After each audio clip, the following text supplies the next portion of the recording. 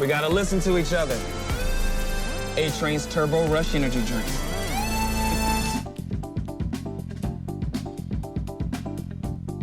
Number 20, Vaughtland. Live your super dreams as you take to the skies with Homelander on Homelander Extreme Flight. As soon as Kimiko and Frenchie walk into Vaught's sponsored amusement park, it was clear that it was meant to be a parody of Disneyland. The bright colors, smiling mascots, and castle are all great riffs on the real tourist attraction. Additionally, Frenchie points out the ridiculous ride wait times. You want to wait 3 hours for a 3-minute ride? It is a monument to a monster. But this sequence doesn't just make fun of the park. The attractions dedicated to the black hero A-Train and bisexual character Maeve are so over the top they come off as insensitive. Nearly every frame of the Vaughtland sequence takes at least one shot at an aspect of pop culture. And the way Frenchie calls attention to the unhealthy food at American theme parks was just the icing on the cake of this delicious parody. Que c'est hamburger with a donut for a bun? Truly, there is no gut here. Number 19, a brutal old-school cartoon. Serving as the opening for the spinoff series The Boys Diabolical, Laser Baby's Day Out satirizes two major properties for the price of one. First, the animation style and lack of dialogue serve as great callbacks to older animated shorts. Diabolical's episode copies the innocent aesthetic of classic cartoons and adds a ton of realistic violence. The plot of an infant crawling around the city and avoiding various dangers is also a direct parody of 1994's Baby's Day Out. There he is! There he is! Come on, we'll take the stairs! While the 90s movie has an abysmal 19% Rotten Tomatoes score, the Diabolical episode was well received for its animation quality, sense of humor, and genuinely heartwarming ending. Number 18, Red Thunder's Propaganda. In a scene from the Red Thunder movie, Soldier Boy resists a communist villain with a tough attitude and cheesy dialogue. The famous American hero, Soldier Boy. You don't seem like much of a hero to me. You wouldn't know a hero if they walked in here and blasted you in the face. The over-the-top nature is a hilarious send-up of propaganda-heavy American 80s films. Outside of calling out a movie genre, the Red Thunder clip features a content warning right at the beginning. This message imitates the disclaimers added to older movies released on streaming that want to address problematic content. But unlike real life, The Boys doubles down on the outdated messages and just disowns Soldier Boy. It's an incredibly clever dig on how movie companies can't always address every issue. When all that commentary was combined with a brilliant performance from Jensen Ackles, we got a fantastic spoof. Who do you think you are? God? No. God would have mercy. I won't. Number 17, a satire of Black Panther and Storm. Nubian Prince was living happily as a hero with super strength who also pretended to be an African royal for media attention. His life changed when he met Nubia, a heroine who could wield electricity and had limited weather control. After the two fell for each other, they became a very dysfunctional couple. This is exactly what Dr. Krauss said. You're always trying to neuter me. See? This isn't working, NP. This not-so-dynamic duo was definitely made to poke fun at Black Panther and Storm. Not only do both couples have similar power sets, but the Marvel Lovebirds had a few relationship problems. Black Panther and Storm officially broke off their marriage in the 2010s. That particular detail is likely why the Nubian family episode ended with the two being handed divorce papers. Honey, are those our divorce papers? It'll be better for all of us. Number 16, turning a parody up to 11. If we said that we were thinking of a fictional girl with psychic powers, a shaved head, and a scary stare, who would you think we're talking about? For anyone who said 11 from Stranger Things, sorry, but you don't get the prize today. We were actually talking about Cindy from The Boys. While the main heroes are infiltrating a facility full of soups, they accidentally let this young woman loose. Hey, Cindy. Let's be cool. Cindy has powerful telekinetic abilities that she isn't afraid to use in brutal ways against anyone she sees as an enemy. And just one of her grim looks can send fully grown adults running. Hopefully she can put her murderous tendencies aside and mellow out like the waffle-loving Eleven did. You're dressed like his friends. I don't like liars. Number 15, when Kimiko got rhythm. While Kimiko is in the hospital recovering from a mission gone south, she and Frenchie watch the movie Girl Crazy. The film inspires a daydream where the duo sings I Got Rhythm in front of dancing doctors and patients. I got rhythm, I got music, I got my man who could ask for anything more. Throughout the song, the cast turned standard medical items into hilarious props. It's made even more impressive by the fact that Karen Fukuhara, who plays Kimiko, provided vocals for this track. Old man trouble, I don't mind him, you won't find him round my door. The world of the boys doesn't always look so bright and happy. But no matter what happens next for Kimiko, this funny musical number will always put a smile on our faces. Who could ask for anything more?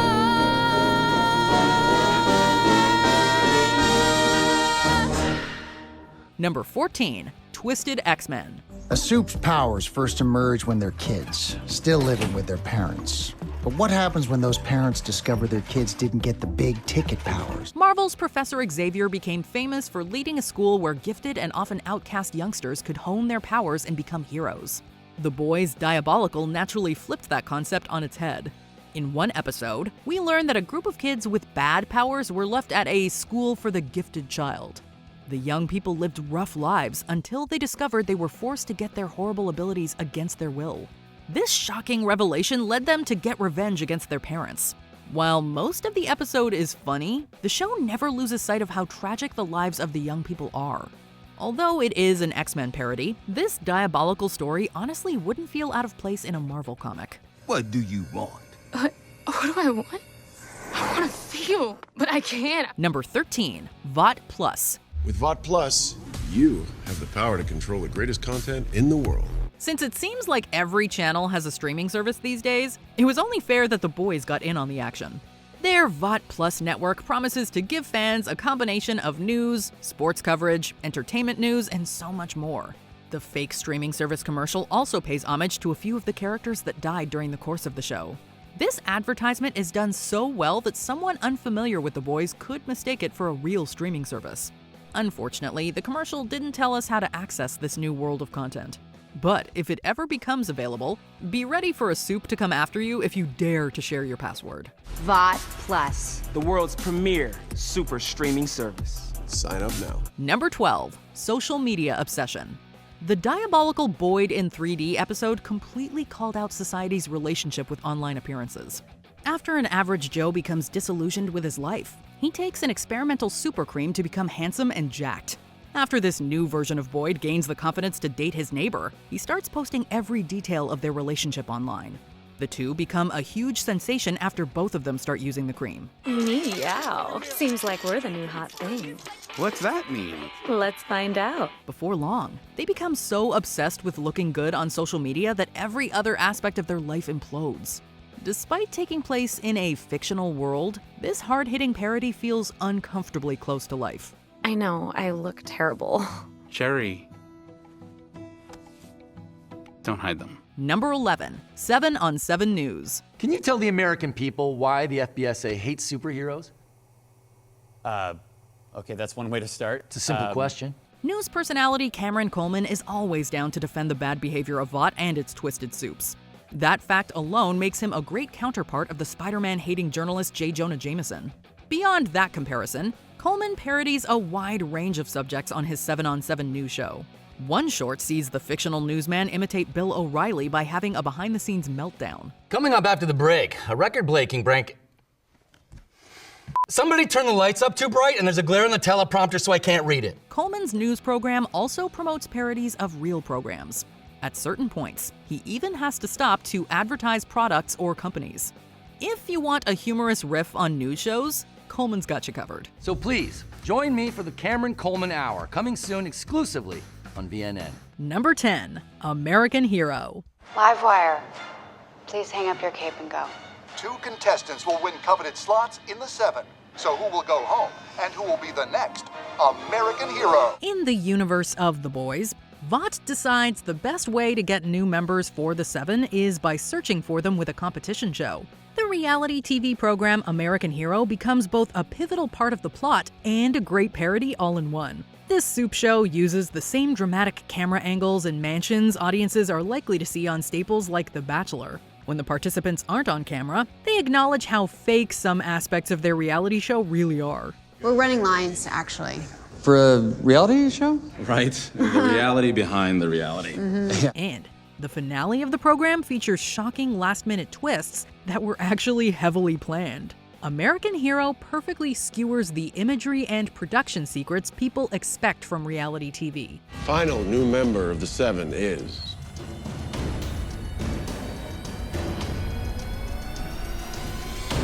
Lord of the Seven Seas, the Deep. Number 9. A-Train gets blindsided. Near the end of season 3, A-Train learns he'll be getting a film that will tell an over-dramatized and not entirely true version of his life story. You're a roughneck gangbanger from the South Side, slanging that yayo, when a track coach, we're thinking Tom Hanks, teaches you a more civilized way. The fact that his story centers on an inspiring white person helping a young African-American athlete is a direct shot at the real plot of The Blind Side. Tony here's your quarterback, all right? You protect his blind side. When you look at him, you think of me, how you have my back, how you have his. What makes this reference more clever is what happened behind the scenes of the actual film. Although The Blind Side was sold as a close adaptation of Michael Oher's life, the actual athlete said certain aspects of the film were heavily exaggerated. It seems like both the real and fake versions of Hollywood aren't afraid to mess around with a biopic's truth. That's not at all how that happened. My brother's my coach. We're out to Sir Julian Fellows to write, so. No, I'm not doing that. You're gonna love it. Number 8. Chimps don't cry. You know that chimps are physically incapable of crying. But that doesn't mean they're not crying on the inside. Former heroine Crimson Countess was more concerned about the welfare of chimps than the lives of human beings during her time on the show. In an attempt to raise awareness for the primates, she releases the song Chimps Don't Cry. The show's glimpse at an accompanying video shows images of sad animals throughout. But the full version's over-the-top visuals and lack of subtlety in the lyrics make it impossible to take it seriously. You can tell they're hurting, 'cause their eyes stay dry. Ultimately, it's a near-perfect recreation of the long-running animal rights ads that feature singer Sarah McLachlan's Angel. Although the real commercials are often made fun of for being too sad, they have actually helped raise millions of dollars. We hope Crimson Countess did the same with this hilariously dramatic video. No, chimps don't cry. Number 7. The Mesmerizer. The concept of a mind-reading kid solving crimes actually sounds like a great premise for a show. But there's only one person who can see inside their hearts and read their minds. When this idea was brought to life on The Boys, the creators couldn't resist poking fun at classic programs too. The blue and red font used for the Mesmerizer title mimics graphics used for shows in the Law & Order franchise. Additionally, the young lead character Mesmer plays is named Lieutenant Hauser. That means he shares a last name with a teenage prodigy from a classic medical drama. Also, I'd like to send him to nuclear medicine for a cardiac scan at 9:30. Thank you, Dr. House. As icing on the cake, both Doogie Howser and Mesmer are played by actors who were huge child stars. The amount of surface-level and meta jokes underneath the Mesmerizer turned it into a brilliant and layered satire. Yeah, fan of the show? Oh, nah, man. I've never seen it. Number 6. The Deep's Lifetime movie. After the Deep publicly breaks ties with a shady organization, his story is brought to life with the hilariously over-the-top Not Without My Dolphin movie. Mr. Adana, tell me the truth. Are you having me followed? I had to find out if you were putting the church first. The end result looks like a parody of a film you would find on the Lifetime network. Over the years, this channel has been known for turning recent headlines into extremely dramatic movies. A ripped from the headlines feature. I know what schools are looking for and how to get you to check those boxes. Inspired by true events. The Deep's trailer tries to mimic the quick editing and dramatic text seen in Lifetime trailers. And since the real network is geared towards women, the Not Without My Dolphin goes overboard to appeal to the same demographic. But given the Deep's shady past with his female fans, we think we'll skip his made-for-TV movie. I'm afraid that you have become a toxic personality, Deep. Then you've left me no choice but to run. Number 5. A graphic recreation of an Ant-Man theory. Bad news is termites off the table. What? Vought just closed a big endorsement for him with Terminex. We've been chasing Termite for months. Before Avengers Endgame was released in theaters, fans came up with a gross idea for how Ant-Man could defeat the big bad Thanos. Let's just say it involved the shrinking hero using his powers to get up close and personal with a certain part of the Mad Titan. Although this widespread fan theory never came to be, The Boys was not afraid to go there. Get out! Get out! Get out! The show introduced a hero named Termite who once freely used his shrinking abilities for very adult acts. But he gets in major trouble after he accidentally causes someone's death when he goes from small to big too soon. After seeing the gory results we cannot show a frame of here, we're glad Ant-Man never got that close to Thanos. Good luck, Scott. You got this. You're right. I do, Captain America. Number 4. Vought imagines a great parody. When Soldier Boy's explosion makes both famous people and citizens uneasy, The Deep swims in with a YouTube video. We're all in this together, and together we can imagine a better world. Imagine there's no heaven. He tries to reassure everyone by singing a cover of Imagine with a bunch of celebrity friends. The vertical video format and cameos made it a biting send-up of Gal Gadot's Imagine video. And it goes like this.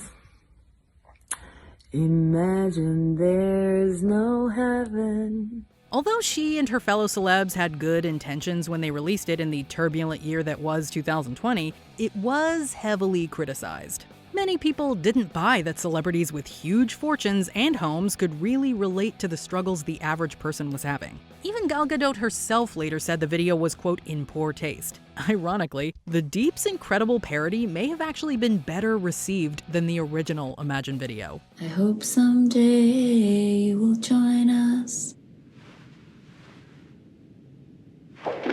Number 3. The Girls Get It Done campaign.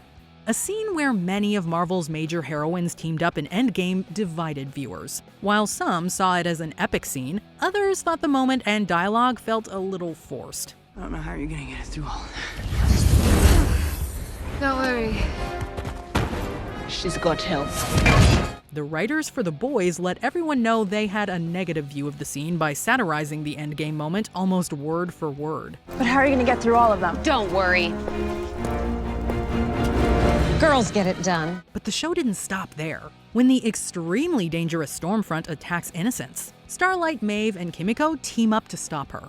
Since all three heroines had their own legitimate issues with the big bad, their alliance felt organic and earned. It's amazing that the writers managed to make fun of a Marvel scene before playing it straight. Girls do get it done. Number 2. A-Train's soft drink ad. This whole new thing you did, that is exactly what inspired this entire campaign. To be silent is to be complicit. So let's shoot the spot. Pepsi found itself in the middle of a PR disaster after releasing an infamous ad with Kendall Jenner. During the commercial, she stops modeling to join in on a random protest that stops short of a bunch of riot police. Jenner decides to break the tension between the officers and the crowd with a can of Pepsi. Years after this ad was pulled because of a ton of negative backlash, The Boys took the commercial concept and ran with it. Where are those people going? There's a protest on the street. A-Train, where are you going? Almost ready to shoot. A-Train stands in for Jenner as he attends a protest and brokers peace with his branded drink. It's remarkable that the show hardly had to change a single scene for this parody to be just as ridiculous as the original ad. We gotta listen to each other. A-Train's Turbo Rush energy drink. Number 1. Dawn of the Seven. Rousing music. Hans Zimmer. Title card, Dawn of the Seven. Cut to black. Throughout Season 2, members of the Seven make time to shoot a big superhero team-up movie. While the title is a direct shot at the name of a certain 2016 DC movie, the ruined city set and dialogue seem to satirize the plot of 2012's The Avengers. Dawn of the Seven also took aim at the popular Release the Snyder Cut campaign in Season 3. In both the real-world and fictional universe of The Boys, social media helped get troubled superhero movies released. We had real talks about shelving the movie or at least dumping it on Vought Plus, but the fans spoke with those release the board cut hashtags. You guys, I love you. Additionally, Dawn of the Seven accidentally parodied Doctor Strange 2 by also having a surprise cameo from Charlize Theron. The fictional movie's timely satire and longtime presence in the plot made it one of the show's best pop culture parodies. What? Can't let you guys have all the fun. Guess this means we're breaking up. What's your favorite parody from the Boys universe? Let us know in the comments below. It's been a good run. Cut! Did you enjoy this video? Check out these other clips from WatchMojo, and be sure to subscribe and ring the bell to be notified about our latest videos.